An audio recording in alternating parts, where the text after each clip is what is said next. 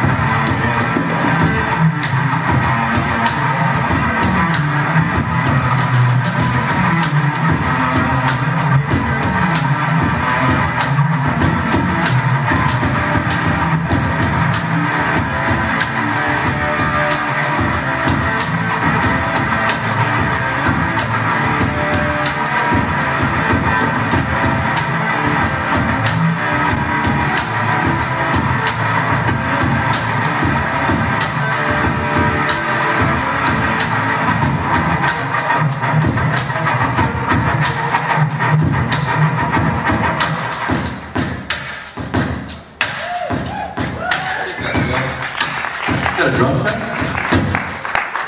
All right. How's everyone doing? All right. Wake up a little. Question for you. Anyone here musicians? Anyone here managers? Anyone here from independent labels? Major labels? Everyone else? What the hell do you guys do? No, I'm just kidding.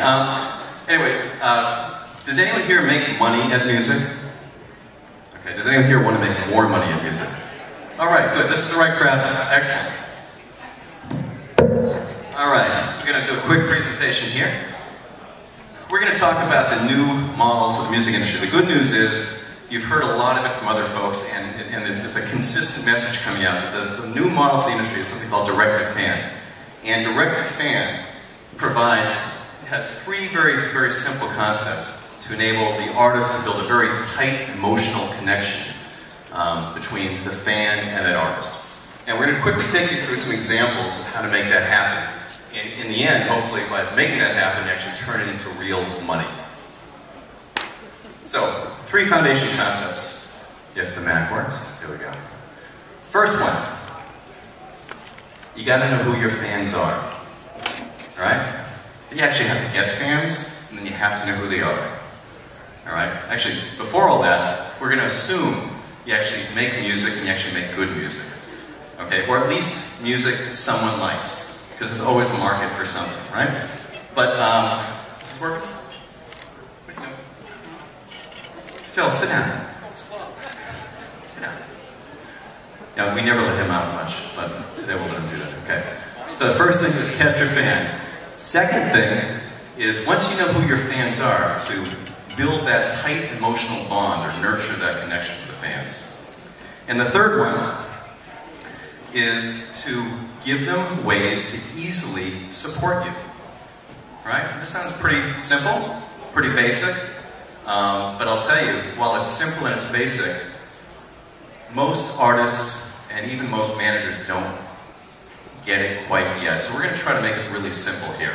And because we're simple guys, and that's the only way we know how to deal with it. All right. So the first thing, in terms of letting fans identify themselves, if a fan finds you, if they've come to your social networking site, if they've come to your website, if they've come to your show, gotta find out who that person is and capture who that person is so you can build a relationship with them. And it's very, very basic. It's as basic as sign-up forms online, sign up on the website. We'll talk about other ways to motivate them to sign up. And the best way to motivate is, you know, a lot of people are downloading music for free anyway. Give it away for free. Take tracks and motivate them in exchange and get something of real value for that free track. So it's track for email, and actually, rather than going through the whole list here, Phil, you're bored there. I thought I was supposed to sit down. No, you can stand up. Why don't you tell us a little bit about these things? Actually, better yet, through an example. Okay? I think the most important thing, I think it gets lost sometimes here, is it's very simple. You have to somehow follow that fan all the way to making a sale, or getting them to your show, or getting them to get other people to your show. And that way you've created income. And if you don't follow that income stream, you really are kind of lost and wandering around. So we're going to try to go through very simple things, just to drive home the point of making sure you can follow that straight line to, I've got a real fan, and they spend money. Nimbit actually has something called the Instant Band site, and it just sticks all our tools magically into a WordPress site. But basically, if you look at this web page, you can see a few of these things that are all key. One is that you have a branded store in your website where your fan understands that they're buying from you. The second is that you can sell them everything from music to merchandise to tickets, and that you can do that all in one place. And you can do it over and over again in that place. In this example, you can see we're using track for email. There's also a place to do a text code redemption, which is something that Nimbit offers. There's a featured product. You always want to have something that you're driving fans to buy, and you want to change it often, not leave it the same for a year. There's an in-store free track. So someone lands on your store, they're not quite sure about buying, well, give them a free track. You got them that far, capture that email address, and at least now you've captured that fan to remarket to. Hey, so can you give us an example? When someone gives away a free track, do they actually buy later on? Like, I know Suzanne Vega did that recently with a radio promotion. It all depends on the fan base. We've certainly seen it range between 10% and as high as a 61% return on giving away a free track. As long as you follow up the giveaway within a reasonable amount of time with the, hey, thanks for listening to my music, and by the way, here's where you get the album, and I really appreciate you buying the album from me. And a lot of that has to do with, you get the free track, you engage them, you build some kind of emotional bond, and then you ask them a favor to actually buy something from you, right? Yeah, I think one thing we're going to try to emphasize and overspeak is that connection with the fan is about engaging them and then giving them a reason to buy, and then engaging them and not pushing them too hard, engaging what works and what doesn't work. Because you may find that you have to give away 2 tracks. My own band had to give away 2 tracks in order to get people to buy. First track didn't work. Don't know whether that was because the first track sucks, or was because it just took twice to club them over the head to get them to buy. But they bought, and we didn't give up on that first track. Okay. So anyway, so the first thing is, you notice on that website, by the way, any website, anywhere, any social network site, anywhere, wherever they find you, give them a chance to sign up. At a show, give them a chance to sign up, let them tweet it, let them send any way that they can get that information, collect that information, right? Now if you have that information, what do you do? How do you nurture that connection? Well, there's let's think of 2 ways, two major components of building that emotional bond. The first one is, you gotta make them feel special. Valentine's Day was on Monday. Did anyone make someone else feel special? Twice. Right? Okay. You gotta do that with your fans. Alright? They gotta feel like you care about them. You have to share something personal with them. We actually had a band on Nimbit on Valentine's Day give away their whole catalog just for Valentine's Day. It's great. Really? Okay. Anyway, but the idea here is, so give them something that they can get that no one else can get. Since they've given you their information, you're communicating with them, give them some kind of exclusive content. Reward the fact that they do something for you. Novel things, say thank you. If they bought something, get back to them immediately. If they've done something you like, a retweet, a tweet that you put out to go to a show, thank them for doing that. And trust me, when you thank someone, you build an emotional connection, they're more apt to do more things for you. So that's the first thing. The second thing, in terms of making them feel special, is take them along for the ride. Okay, make them a part of the journey. You're building your career, you're going for rock stardom or whatever you're going after, and take them along every step of the way so they feel really connected to you. Okay, share your thoughts, share your activities. It's a little creepy sometimes, maybe some of these people are following you too much, but you also have a brand, and make certain that the level of openness that you present in these social networks mirrors what your brand is and what your image is. Don't be someone you're not, but do share who you are with them. Phil, do you have any examples here that might be worthwhile? Or not worthwhile? It's interesting you brought that up, Tom. Of course I have an example. This slide just is showing how there's so many places to engage your fans, and the question is, how can you read the reaction? And what I would suggest you do is something very simple with a free track, which is, well, in the Nimbit system you can actually decide what free track you're giving away with a particular promo code, and then track what the reaction is to that promo code. So when the Bosstones came to us and wanted to reinvigorate their fan base, which they really hadn't dealt with for about 2 years, they actually tried different codes on MySpace, Facebook, and out to their email, and discovered that a huge portion of their fan base was on Facebook, which they didn't expect. But because they could count the number of redemptions of that particular download code, they could figure it out pretty quickly. So they actually ran a contest when they were doing their pre-release, and said to their fan base, you must download this track in order to get on the VIP list, and if you're on the VIP list, you get special access to special tickets. And both of these examples sort of emphasize that you have to think about exclusivity and privilege and reward the fans that enjoy that exclusivity, and be sure to think of things that will basically give them something extra special to purchase, because fans like to engage with you at different levels, and if you just say, oh hey, I'm funding an album, give me 50 bucks, it's not going to work. If you have a range of prices from $15 to $250, you're going to find out, like someone we're going to talk about later, that at $10,000 level, a couple of people will actually step up. Real quick, in the case of the Bosstones, they planned a release and simply built up with free tracks to get on a VIP list, mailed out to the VIP list and said, hey, the store's open right now, 5 o'clock for 12 hours.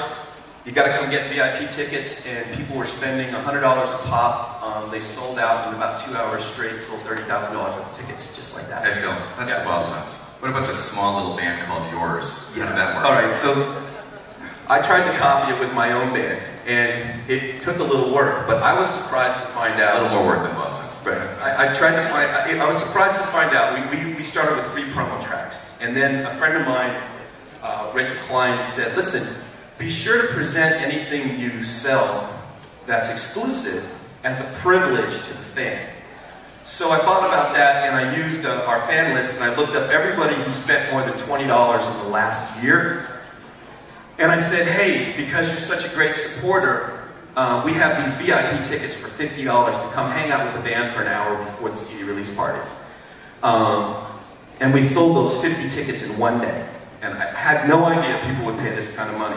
But those, we were identifying our most active fans and giving them the privilege, this exclusive privilege, and they bought it right up. And I was surprised during that pre-show thing, I was talking to people, and I'm like, how, do you really value this? And they thought it was the greatest thing in the world. So the idea is it works on almost any level as you apply the same principles. Works on almost every level, exactly. And the beauty for us is we paid for the whole CD release party with the 50 people. I paid for the whole production. So, in any case, in everything you do, stepping it up the following week, following it up with another sale, and then eventually releasing general release tickets, making the event special, and making a method for everyone to engage with you on a level that they're comfortable with is the key. How many people do like exclusive packages for their fans? Tiering those packages? Promo codes? Download cards? Okay, good. How about pre-releases? Has anybody sold a pre-release and specials with pre-releases? Good. That's actually the most growing thing that happens at our company, is that the ability to sell a pre-release package, a signed CD a month before the CD comes out, It's amazing how many people will pay $25 for a CD that's signed. All right, let's keep going here. So you've captured your fans, you know who they are, you've communicated with them, you've built a relationship with them, you've asked them to participate in the journey with them. Now what? How do you get them to support you? And support you means many, many different things. It doesn't just mean buy your CD, because that's just not going to cut it anymore. Here's 4 levels, or four ways you can actually get your fans to work on your behalf. The first one is, if you have a fan, they probably have a lot of friends. Those friends, just by definition, probably like similar music. If that fan is very passionate and they work on your behalf to get those other fans in, there's a good chance they can grow that fan base on your behalf. So that fan-to-fan network and leveraging those fans to bring you more fans is a very, very valuable thing. Second thing is ask them to buy your stuff. And we talked about giving them reasons to buy, giving exclusive packages, mix up what you're offering more frequently. Third thing is get them to fill your shows. You might want to try something like, hey, if you bring 3 of your friends to the show, you get it for free, or if you bring 3 of your friends to the show, I'm going to do a quick after party meet and greet or something like that, or especially recognize you. But the idea is, have them work on your behalf, give them something in return, recognize them. It's a value to build up that emotional bond. And last one is, if you have projects, it used to be record labels provided capital.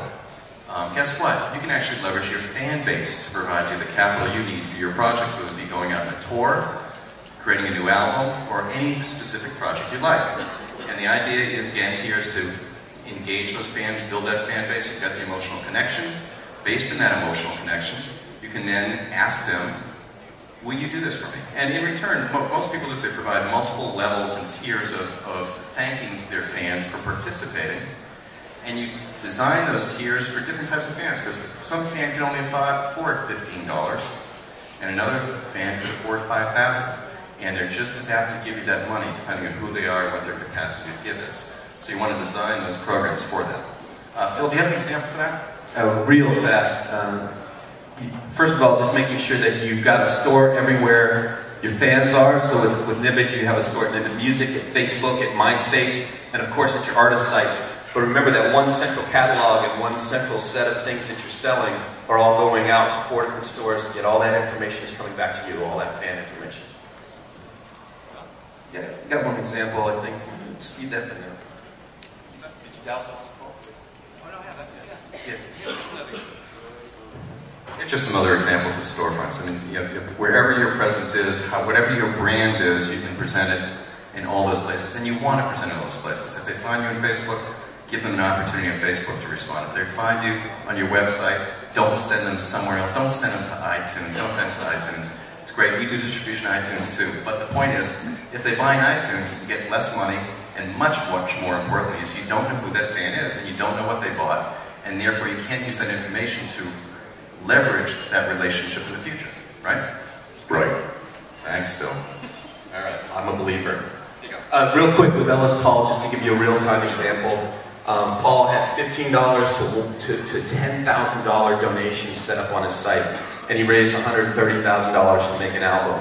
And then he took it a little further because everyone knew he raised this money, so in every record that he put out, he put a download card inside of it that said, I want you to pass this along to a friend. But he actually wrote a little personal note that said, I know why you love my music, and I want you to find other people who would love my music for the same reason, because the most likely people to turn other people on to his music would be people who know someone who's really interested in the stories that Paul tells. And this was very successful. And we just talked to another artist right before this who said that they had a little project. They raised, like $3,000 for a small project. Again, it works on any scale and any level, depending on what your fan base is and where you are in your career. Self-promotion is next. Selfish shame promotion. All right, there we go. So very quickly, because we're out of time in just a few minutes here. We didn't talk about Nimbit. Nimbit is, Phil, you're with Nimbit, right? Okay. Yes. Phil's the founder, I'm the CEO. We already told you that on the slides. What our mission in life is to make it really easy for artists to engage with fans, and really easy for fans to support those artists, and to give you one integrated platform to do that. And to be honest, you can take one idea at a time and try it and measure it and see how it works. And so I want to give you one place so you can see where it works and how your fans react. So with this, you have the ability to sell music, digital and physical, tickets, merchandise, bundles, VIP packages, whatever you want in one platform. You have the ability to capture who those fans are, understand who those fans are, market to them, and actually engage those fans to market and promote on your behalf, and then do it simply from one integrated platform. Okay? So with that, actually we're out of time, so we're going to keep going. So these are sneak peeks at what you'd see. Let fans support you, know who your fans are, and see how you're doing exactly from one integrated online platform from anywhere. Okay? Is there a question? Is it a flat monthly fee to use the service? Does it cost money? Is it a flat fee, or do you get a percentage of whatever? Okay, the question is it a flat fee or do you get a percentage? Right. We have multiple plans, but we have a free plan, and we have a more of a professional indie plan. And depending on which plan you're on, there's a monthly fee. But the free plan is all the storefronts we talked about, available for you right there. This, simplified messaging is there. And then we take a percentage of the revenue, but it's a substantially less amount of revenue than if you went through an iTunes. Okay? And we are out of time, so we're gonna we'll be stick around afterwards if there are any questions. What's that? Is there a question? All right. Thank you guys. Thank you very much. Yeah. Well, this is the thing. I've never played this song before, but I love this song, so we're gonna give it a try.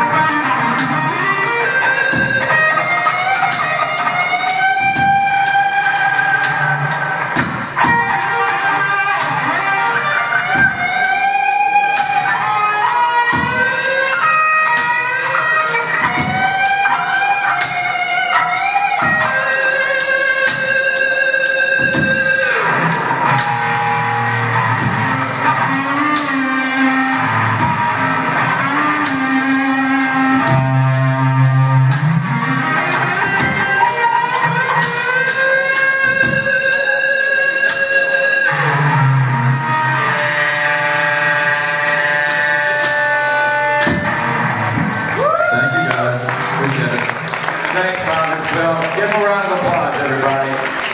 In the back of the room right now, next